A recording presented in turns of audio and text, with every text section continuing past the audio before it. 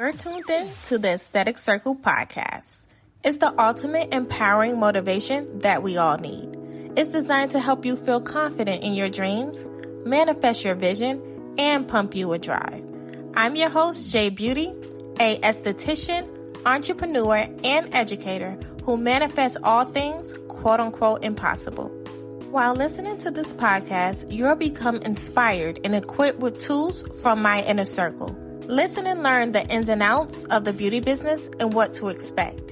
If you're the ambitious go-getter and want to be a part of a movement, this podcast is your ultimate meal ticket. Hello, I'm your host, Jay Beauty, educator, entrepreneur, and esthetician. Welcome to the Aesthetic Circle. As a business owner, it is really hard for me to do things when I feel like they aren't perfect. And I had to learn that in life, things aren't going to be perfect. When I started my business, I did not do things perfectly, but it turned out to be a beautiful challenge, yet lesson, yet, advancement in my career. Let's embrace some imperfect perfections. I have not been back on my podcast in over a year. If you haven't listened to any one of my podcasts in the past, I started one, I think maybe 2 years ago, and it was called The Big Beauty Gang. And I just started telling my experiences and stuff I've been through and started my YouTube channel. And since then, I'm not gonna lie, social media does get overwhelming. It does take a lot of work, especially when you're in the field working as well. But it got really hard for me, and I just stepped back off of it. And that's because I felt like things weren't perfect. I wanted the correct theme song. I wanted the perfect graphics. I wanted the perfect scenery.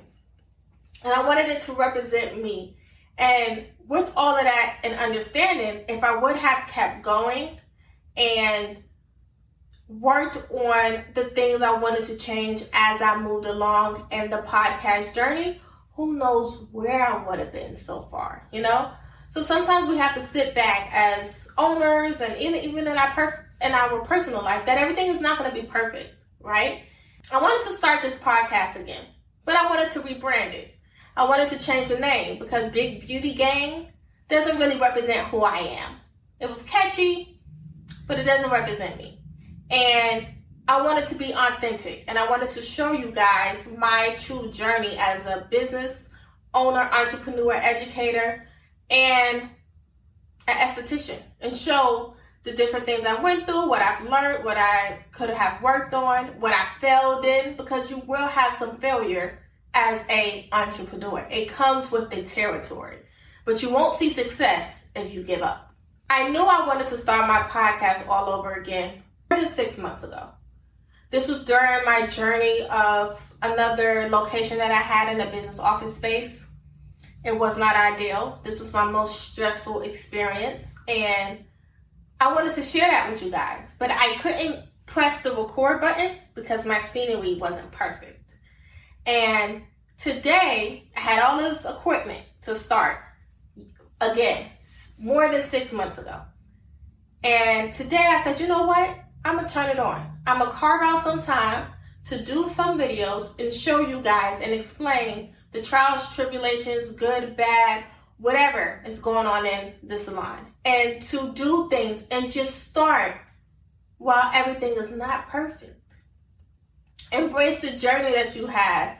Get into where you want to go with all the mistakes that come along with this entrepreneur title, right? Or even if you're not an entrepreneur and you're working for somebody else, right? It's still challenging in whatever aspect. Today, I do not have the fancy background and scenery. I do not have the fancy theme song. I do not have the fancy graphics. But what I do have is knowledge, experience, and dedication to giving you guys what others aren't.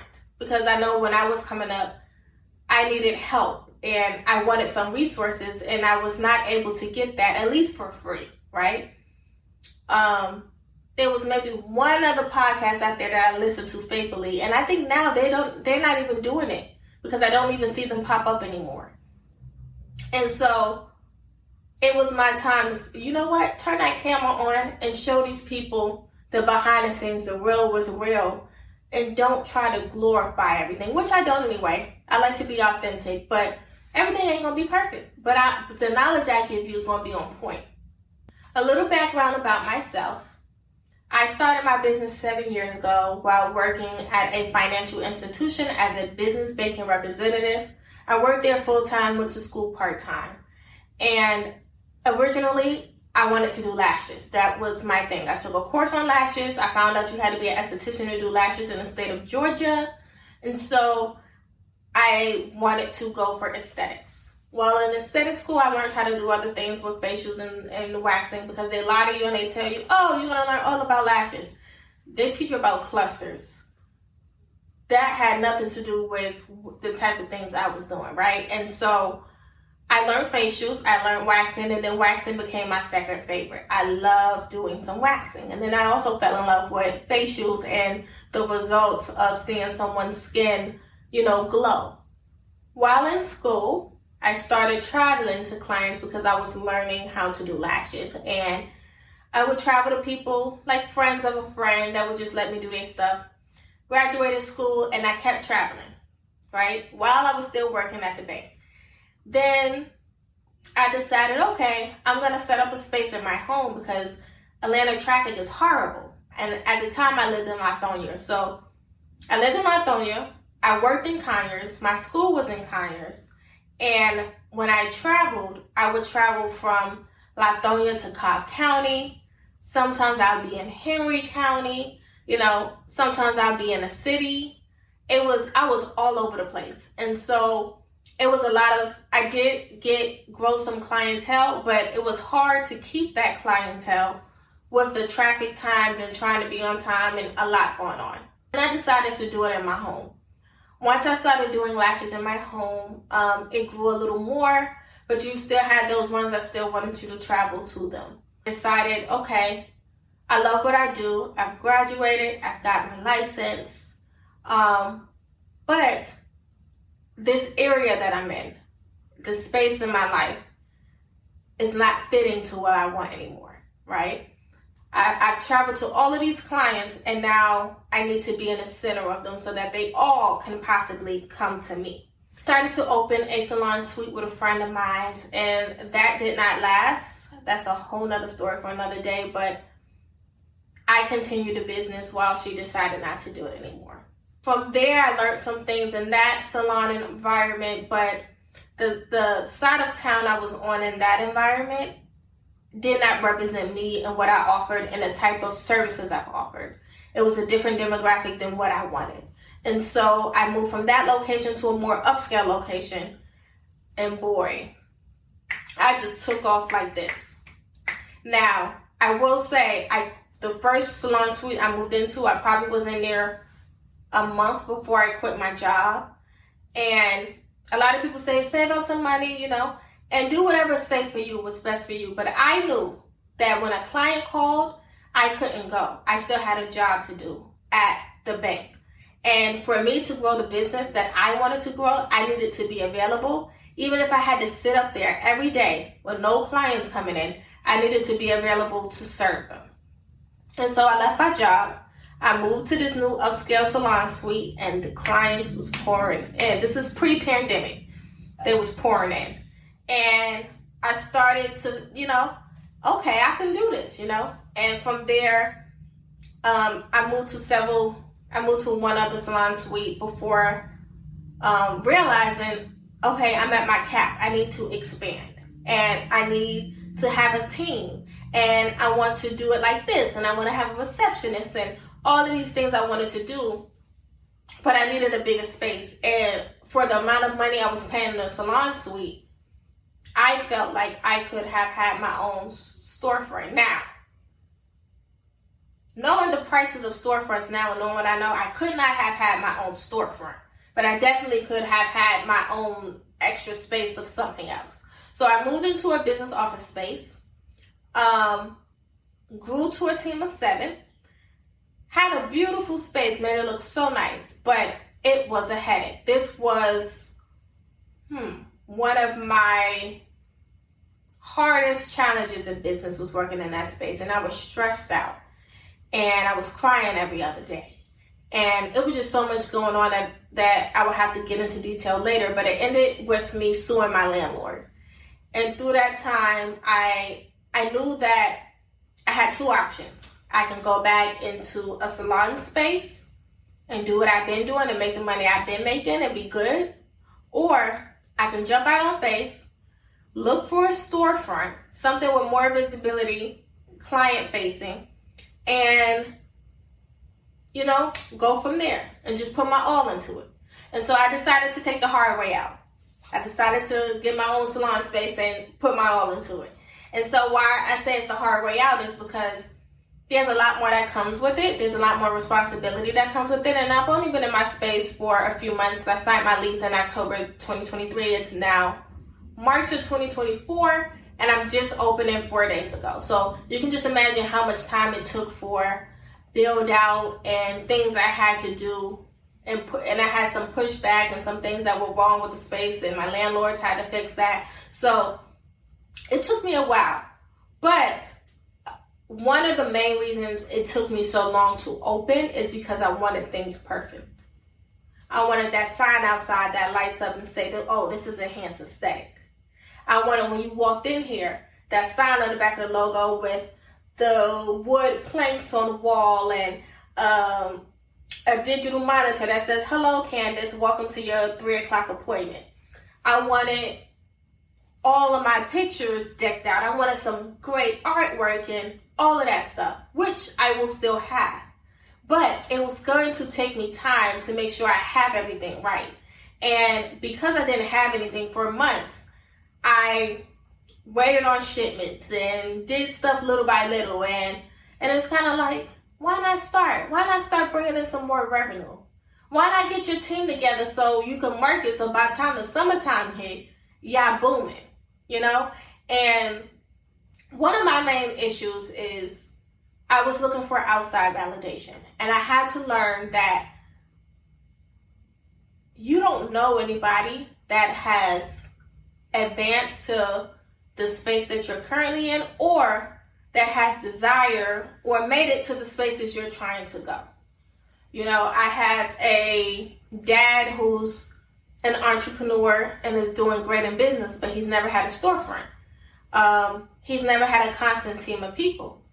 He basically gets his contracts, make the contracts off of his sofa or laying in his bed, go to the job and do it. And if he needs help, he will hire help to help him with that job. But he doesn't have a constant team that he has to watch over. He doesn't have a storefront he has to care for. He's reached his success and his comfortability where he wants to stay in. And you can't always ask people for advice that have not been where you are.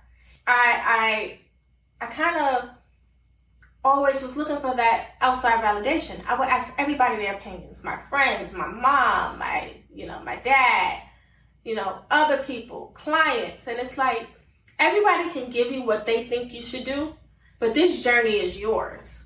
This is your business. This is what you have to make it. And it's good to get surveys of stuff here and there, but just always looking for some type of outside validation is not needed.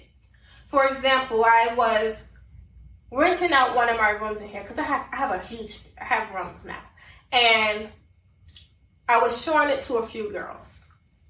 And one of the girls, we were talking, she was just starting her business, and she's like, yeah, this room may be a little bit too big for me, or the price is too much for me because, I'm just starting out, which I understand. I used to be in her position. And at the time, I had maybe 3 more days to get everything situated before I opened up these doors, right? I was working around the clock, just cleaning, unpacking stuff, making sure that it looked presentable for when these doors open. And so she goes, okay, well, when are you opening? Oh, I open in 3 days. And she looks at me, you gonna be ready? This not ready for 3 days. I was like, yeah, it gotta be ready, right? Mind you, she don't know that I signed my lease in October. She don't know how long it's taken for my contractors to finish. She don't know the blood, sweat, and tears I put in this, and she doesn't know my work ethic. This salon was opened on that Friday that I said it was gonna be open.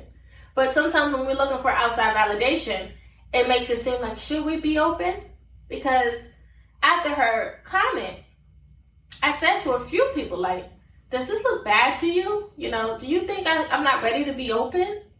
And it's like, why do you care? Why, your place is beautiful. All the lights work, your water works, the rooms have some, decoration. It's not the decoration on how you want it eventually, but they're all decorated. They're all neat. They're clean. It smells good. Why do you care about what somebody else says that have not reached your levels? And so sometimes I had to remind myself to do things imperfectly. With my salon not being exactly how I want it to be yet, but it's open. It's clean. It looks good. It smells good. It's open. With my podcast setup not being what I want it to be, but I'm doing it. The light work, the camera work, my microphone is on. I can give knowledge. We got to remember to do things scared and imperfectly. Jump off the cliff and just do it. What could I have lost from maybe unpacking the boxes a month earlier and opening up in February right before Valentine's Day to get all those Brazilian waxes just because my sign outside wasn't up yet? What could I have lost? I just wasted a little bit more time. I have my staff now, my team, we're doing services and pushing through, and I have my people. But it's kind of like I could have done this, but I was listening to other people and wanted things to be perfect. A part of it was me because I wanted things to be perfect. And what I have envisioned is so far from what everybody else is doing that it's like, oh, I gotta have this. As soon as people walk in here and see this, they're not going nowhere else. And I don't have all of those systems. I have some of them. Not all of those systems put in place just yet. But it's a beautiful space. It has great visibility. It has fast food place up and down this strip of business office space. I am the only service-based business in here other than a nail salon. Everything else is food. There's constant traffic. I have my girls that's coming in, that's rocking with me, being in a new space. It's not the busiest it could be, but they're like, oh, we're here. We're going to do what we can do, I have people promoting. I have flyers going out. I have these businesses next door to me that took my flyers and was like, hey, we're going to pass it out to our, customers. Make sure they know that you're open, So sometimes we just have to do things imperfectly and make sure that we are celebrating our milestones, even the little ones. Throughout the journey of my new podcast, Aesthetic Circle, I am so excited to embark you on a journey of knowledge and experience. I will tell you all about my build outs, what costs what I would have done differently, how I was able to get some costs down, things I should not skip costs on, marketing strategies, how to hire. I'm going to share that all with you all as I continue to go on my journey and tell you more about the horrible experience I had in my old business office space is what I was in, and the court case and how I went through that and my lawyer, and I'm going to give you all of those details, good or bad. So you want to stay tuned, especially if you're a business owner or aspiring entrepreneur and you just want to have some knowledge and detail so you know what things to avoid when it's your time to do whatever your goals are. And I want to thank you guys for tuning in and watching the Aesthetic Circle. I will be posting videos once every week. I can't wait to show you guys this journey. If you are in the Atlanta area, come visit me. I'm located at 5610 Glen Ridge Drive in Sandy Springs, Georgia, 30342. We do everything from lash extensions, body waxing, and skincare. Come visit me and my team. You can also book an appointment online at enhanceaesthetic.com. I'm just so excited for this journey and to share it with you guys. And until next time, bye. Thank you for listening to the Aesthetic Circle podcast. If you would like to connect with me, you can reach me on TikTok and Instagram at JBeauty. Make sure you subscribe and tune back into every episode every week. And remember, beauty begins the moment you decide to just be yourself. See you later.